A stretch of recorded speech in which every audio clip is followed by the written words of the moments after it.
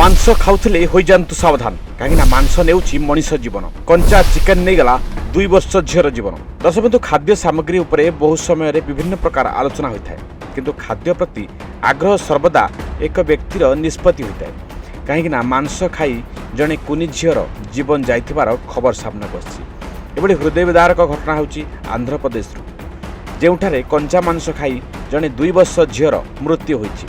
झीटीर मृत्यु मार्च 15 तारिख में होता। प्रारंभिक तदंत डाक्तर माने बार्ड फ्लू होता सन्देह करते। डाक्तर झीटीर एक नमूना पुणे पठाई सेठार रिपोर्ट आसवा पर स्वास्थ्य विभाग आश्चर्य हो जाता। पालनाडु जिले में अन्य कौन बार्ड फ्लू मामला रिपोर्ट होना।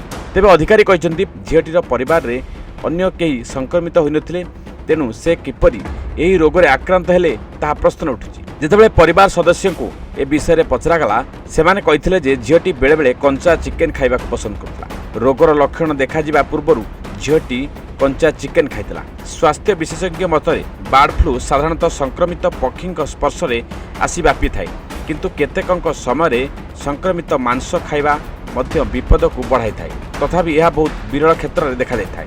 डाक्तर माने कहछन जे रंधा कुकुड़ा खाइबा द्वारा बार्ड फ्लू कौन से आशंका नहीं किंतु कंचा मांस खाइबा द्वारा अनेक प्रकार जीवाणु एवं भाइराल संक्रमण आशंका रही। Bureau report news 95 Odia. देश विदेश कोण अनुकोण टेक्निक खबर देखंतु आम सह यूट्यूब फेसबुक और इंस्टाग्राम रे आमको देखंतु लाइक शेयर और सब्सक्राइब करने को आद्यम भूलंतुनि।